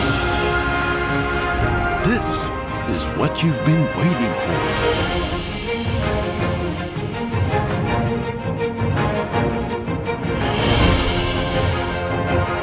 Shen Yun. Get tickets now at shenyun.com. What if you could whiten your teeth by simply brushing your teeth? Now you can with Smile Actives, the teeth whitening breakthrough that safely gets your teeth white and keeps them white every day, just by brushing your teeth. I never thought that whitening my teeth could be so easy. I just put the gel on the brush, the toothpaste on it, brush, and I can see my white teeth. Simply add Smile Actives to any toothpaste, and our patented PolyClean technology activates into a powerful microfoam that penetrates into the enamel surface to safely lift and remove stains. You need a simple way to whiten your teeth, without strips, without trays, without going to the dentist. And it was about time that a product was developed that you would be able to do that with just brushing. And now, Smile Actives is even better with new Pro Whitening Gel with 33% greater whitening power, clinically shown to whiten teeth faster, up to 8 shades. 100% of users saw whiter teeth. On food stains, coffee and wine stains, even on veneers, crowns, and dentures. I eat the blueberries, I drink the coffee, and I know that Smile Actives will keep my teeth white every day. If you could use something so easy like Smile Actives to take yellow teeth to white teeth, why wouldn't you? Why spend hundreds of dollars for whitening treatments at the dentist when now you can whiten your teeth with new Smile Actives Pro Whitening Gel every time you brush your teeth? Call or go to smileactives.com and for a limited time get new Pro Whitening Gel for just $24.95. Order in the next 5 minutes and buy one get one absolutely free for just $24.95. That's 2 for 1 and save 58%. We'll even include free shipping. Get your teeth whiter guaranteed or return it within 60 days for your money back. I smile every day now. the difference is literally night and day. So now I'm always smiling, always choosing, because now my teeth are much whiter. This offer is not available in stores, so call or click now before the special buy one get one free offer goes away. We said we'd never give in to a meltdown. Mariella! Never leave the house looking, well, and never let them out of our sight.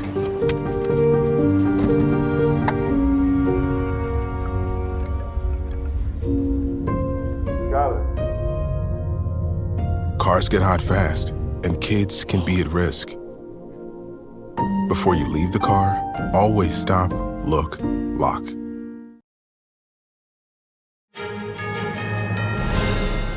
Thanks for staying with us. The NFL's pick for Super Bowl halftime star is raising eyebrows. Puerto Rican rapper Bad Bunny doesn't hide his political views. He's an outspoken critic of the Trump administration's views on hot-button political issues like immigration. The National Football League made the decision despite a recent Harris X poll that found just 27% of football fans want the organization to take political positions. Now, political analyst Jeff Crouer says the NFL's choice is a statement that the league does not care what its fans think. Mr. Crouer joins us now. Jeff, it's good to see you. Tell us more about your view on the NFL's pick for 2026 halftime star. Well, it's just so disturbing. I mean, the NFL is the most successful sports franchise in the world. They are able to pay high salaries to their players, to their executives, because fans dole out a lot of money for these games, and businesses pay a lot of money for these suites and these sponsorships, and these players get very wealthy. But it seems like the NFL turns its back on the fans, just as the poll you cited. People don't want the NFL to be involved in politics. They want a diversion from politics. They want to be able to enjoy Sunday without being reminded of the politics. And, you know, it really started, Chris, back in 2016 when you had the controversy about Colin Kaepernick, and it's really been going ever since. And I think it's unfortunate. It's really an insult to the fans that don't want it. And I'm not talking about liberals or conservatives, Democrats or Republicans. I'm just talking about they just don't want the politics, but they keep doing it with their actions and their choices for entertainment. Now, the politicization of the NFL began in force in 2020, around the time of Black Lives Matter, in response to George Floyd. Can you give us some other examples of this politicization?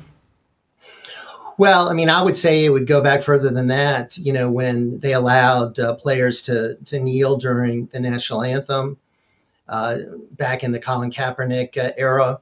And I thought that was an insult. I mean, people should respect our flag, respect our anthem, not be, sitting on the bench or kneeling. Then, of course, as we fast forward to the George Floyd era, when we started seeing messages in the end zone, woke social justice messages. Then you saw the NFL agree to pay big money to various social justice causes. And again, I'm wondering, why is the NFL getting involved in all of this? And then they hired left-wing entertainer Jay-Z, his company, Rock Nation, to have dominion over the Super Bowl halftime show, which is part of the biggest event of the year, the Super Bowl, that draws a lot of attention. And for the past 6 years, he has been choosing the entertainment, and this was his latest choice. So, Jeff, how are fans responding to all of this injection of politics into professional football? I mean, I hear a lot of negative response from people that I talk to. They don't like it. So let's look at this particular guy, Bad Bunny. He sings in Spanish. Okay. He is someone that's a cross-dresser. Not exactly the type of image you would think for a football league. He's someone that's very pro-transgender, pro-left-wing, supported Kamala Harris, anti-Trump, anti-ICE. He had said that he wouldn't perform in the U.S. because he's worried about ICE agents arresting his fans. But lo and behold, he said he would make an exception and perform during the Super Bowl, and that all of us had 4 months to learn Spanish. Well, we have 4 months to learn a new habit, maybe not watching this. And Chris, I had recommended in a column I wrote recently that there be some counter programming to give Americans who love entertainment and love our country something more patriotic to watch and enjoy during the Super Bowl halftime. And Turning Point has now said that they are going to be counter programming and doing their own pro-America halftime show, which I think is great. So maybe this will be a tradition. The NFL will pick some left-wing musician, entertainer, provocateur, and then we'll have Turning Point provide something for the majority of Americans. And that's the door that the NFL has left open by their choice of people like Bad Bunny. And they've been doing this for a while. It's not just him. This is a pattern now. And, you know, it's a pretty big break. I mean, the halftime show is a key part of the Super Bowl. I mean, it draws a lot of viewers. It's a big part of the tradition. Some people just watch the halftime show instead of the game. You know, what could that mean? If Turning Point has a whole separate thing, what could that have some kind of significant impact on the NFL, or would it be more negligible, do you think? It's going to hurt their bottom line. It's going to turn viewers away from the Super Bowl toward another program. So it's not going to be good for their revenue, not going to be good for their advertisers to have people turn away.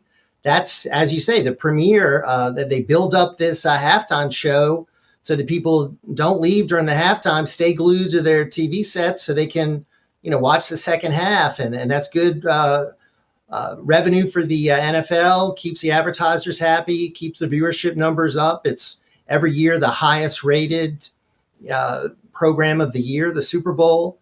Now you've got a very high profile group going to be counter programming with, I think, more popular entertainers that are going to draw people away from the Super Bowl. So that's not good for the NFL. That's not something that they want. But they've done this by choosing, you know, a 31-year-old Spanish singing anti-Trump rapper who's got a very controversial history.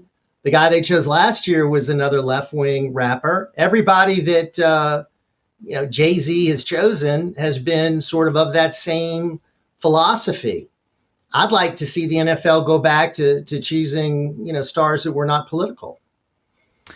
Yeah, I mean, I'm certain President Trump won't have a hyper positive comment about the Bad Bunny star and the halftime show. Well, he said, this year. I mean, he did comment. The one comment I did see that he made, he called it ridiculous. He wasn't even familiar with Bad Bunny, and I have to say, Chris, I had to do I had heard of him, but I had to do a deep dive into the research, and I did find out that he's one of the top streaming artists in the country. So he's got a fan base. He's got a young fan base. He's a young star. But again, I just don't think that appeals to your broad spectrum that is going to be watching the NFL. And because he's got that political angle, I mean, I think that's detrimental to the NFL. So I just think more people are going to start tuning out and saying, hey, we don't want the politics. And it's going to hurt their bottom line. Yeah, it'll be interesting to see. I mean, this seems like somewhat of an escalation of the politicization of the NFL. Political analyst Jeff Crouere, thank you very much. Thank you. Coming up, New York Attorney General Letitia James was indicted Thursday in a mortgage fraud case. What evidence do prosecutors need to prove their case? We'll have more on that after the break.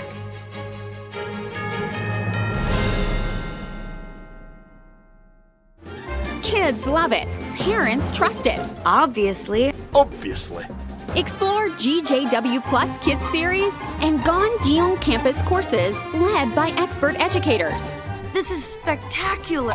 Children will learn values like respect, responsibility, and knowledge in language, science, and more. Wow. All while having fun. Perfect. Subscribe today at GJW Plus Kids, where learning meets fun. What if kids in America didn't have to go to bed hungry tonight? What if our moms, dads, and grandparents could put healthy food on the table every day to help us grow strong. What if all of our friends and neighbors had fresh food too, and there was no hunger at all in America? And what if there was a way today for you to help? Call now or go online to helpfeedingamerica.org and give $19 a month, just 63 cents a day. So many of us don't have enough food to eat, but your monthly gift means families across the country and in your community can fill plates with food. Kids can get healthy meals year-round, even when school's out, and our neighbors can have fresh food. Food that moms, dads, entire families need to thrive. But right now, more people are facing hunger. Feeding America works from coast to coast with partner food banks, food pantries, and meal programs. It takes all of us to make that happen. Will you help too? Please call the number on your screen or go online to helpfeedingamerica.org and give just $19 a month, and we'll send you this free canvas grocery bag. It's our way of saying thank you for helping to end hunger for our neighbors. Because no kid, no mom or dad, nobody should go hungry in America. Nobody. So what if today was the day you could help nourish futures for our friends, our families, for all of us? Ending hunger is possible. What if we end it together? Call or give online today at helpfeedingamerica.org and your gift can be doubled. Thank you.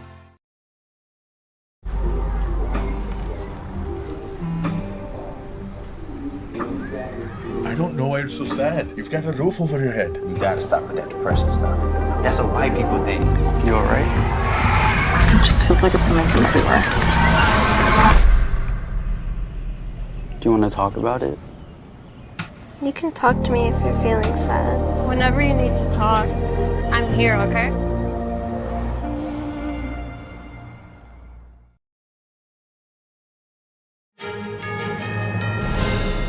Welcome back. Attorney General Letitia James is facing charges of bank fraud and of making false statements to a financial institution. The indictment centers on what prosecutors call occupancy fraud. To break down the case and why some are calling it a double standard, NTD's Tiffany Meyer spoke with Jonathan Houlihan, President and General Counsel at Remnant Law. Jonathan, thank you so much for joining us. Always great to have you. Now, from a legal standpoint, what exactly constitutes bank fraud and making false statements to a financial institution? How serious are these charges? Hi, Tiffany. Thanks for having me on. So after reading the indictment, you mentioned the two charges, bank fraud under 18 U.S.C. Section 1344 and false statements to a financial institution under 18 U.S.C. Section 1014. This is occupancy fraud. So this is the number one most committed fraud in the mortgage industry. This is when folks will lie on their closing documents, on their contract, and they'll say, I intend to live in this house as my principal residence, but they really don't. They intend to rent it out, use it for financial gain, and it's the number one most committed fraud in the market on this. So it's a massive problem. It's a serious charge. This is why everyday Americans typically have to pay larger closing costs because of due diligence, and it undermines the entire mortgage industry. Because when it's a principal residence or you homestead that property, you have a lower interest rate. When you use it as an investment property or you rent it out, those typically carry higher interest rates. So because it's obviously a bigger risk for people. So it's a serious issue. It's a serious crime.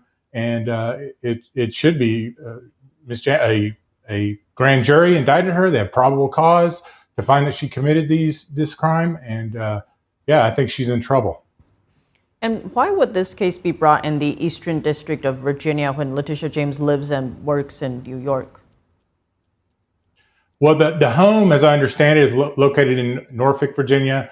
The mortgage company is in Virginia Beach. So the venue is appropriate there because the majority of the facts and circumstances that gave rise to the transactions did occur in the Eastern District of Virginia.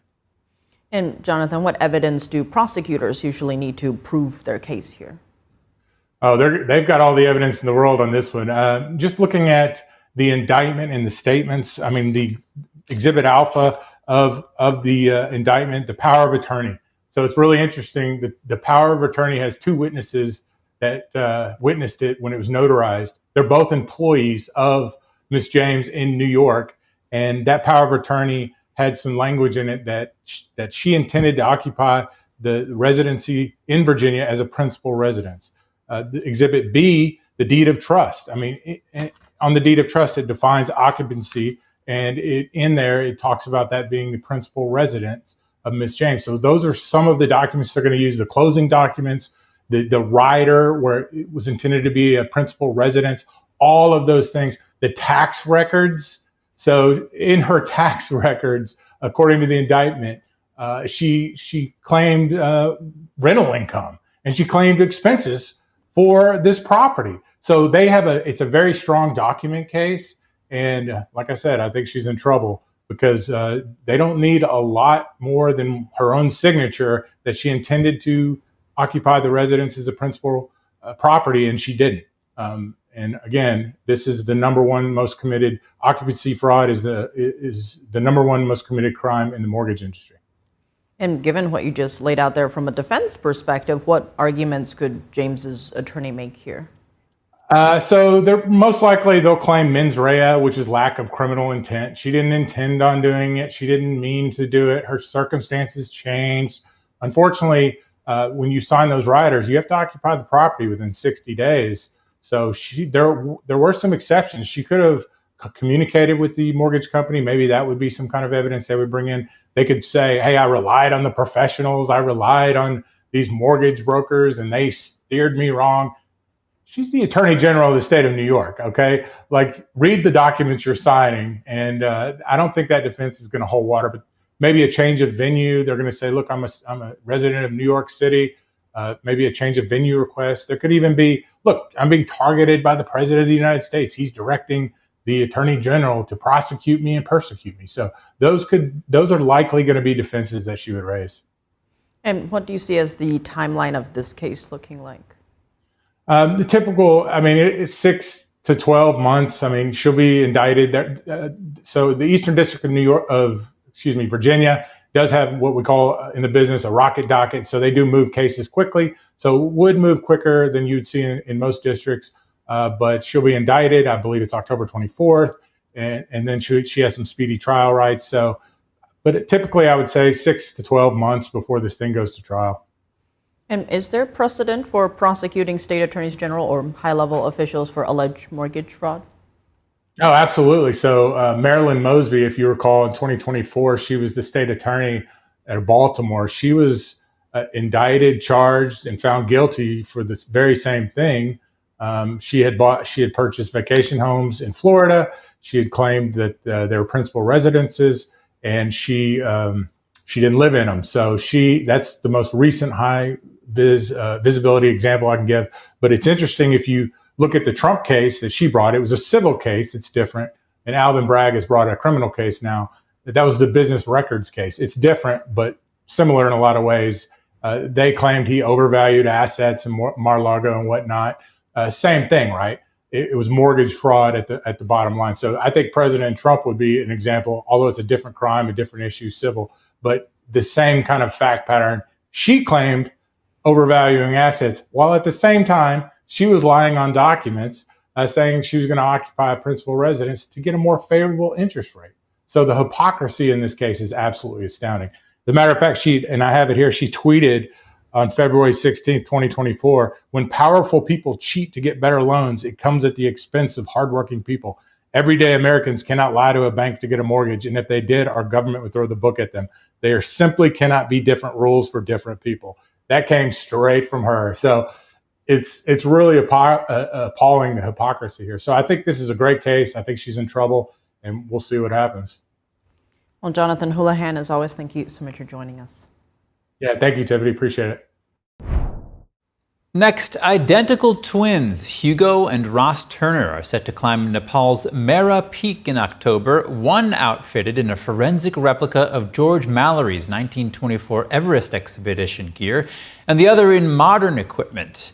They're studying the impact of clothing systems on performance in extreme environments. Here's the story. These 36-year-old British twins are getting ready to climb a section of the Himalayas for science. What separates the professional explorers will be their kit. Hugo Turner is stepping back in time. Yeah, it's very adequate. He'll be outfitted in a forensic replica of George Mallory's 1924 Everest expedition gear, which includes hand-stitched layers of wool, silk, and gabardine. All the layers exactly that he would have had 100 years ago, so... His twin Ross will wear modern, high-altitude gear supplied by Montaigne. I am wearing pretty much exactly what I'm going to be wearing in the Himalaya. Their expedition up Nepal's over 21,000-foot Mira Peak is part of a study that will test clothing performance under extreme cold and low oxygen. The twins, with support from the University of Portsmouth, will collect data as they climb. Researchers will monitor their body temperature, dexterity, cognition, and stress hormones. Ross says being genetically identical allows the comparison to be plausible. We like to train in a similar way before these expeditions, so we are as identical as possible. Being genetically identical while we're on the mountain allows the science, the study of each kit to be brought together so we can almost look side by side.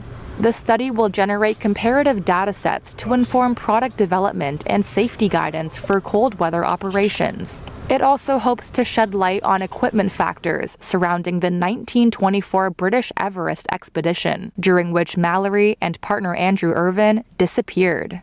Sir Edmund Hillary and Tenzing Norgay are widely regarded as the first climbers, confirmed to reach Everest summit in 1953, though Ross says it's possible Mallory could have made it first, years before.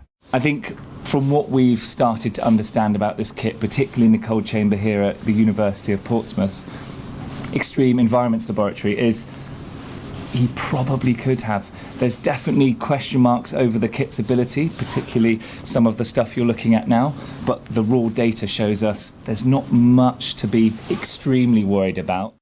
That's all for today's news. Thank you for tuning in. Stay with us for the NTD Evening News at 6 p.m. Eastern, 3 Pacific.